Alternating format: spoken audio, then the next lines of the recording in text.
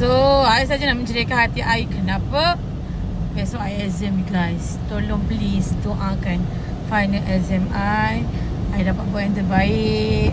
First sem I habis dah. Bulan depan dah second sem. I rasa macam too fast. So that's why kalau korang yang rasa tak sama belajar untuk upgrade korang punya CV atau resume, and then korang nak pergi ke high level, you guys sambunglah belajar. Sebab masa sekarang sangat mencemburui kita.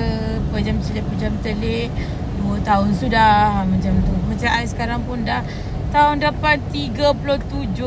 Astaghfirullahalazim. I rasa macam tak percaya, you tahu tak? Tahun depan dah 37, you tahu tak? 37. Memanglah age is number, but masa sekarang itu, lagi sekarang ni terlalu cepat. Okay? Terlalu cepat.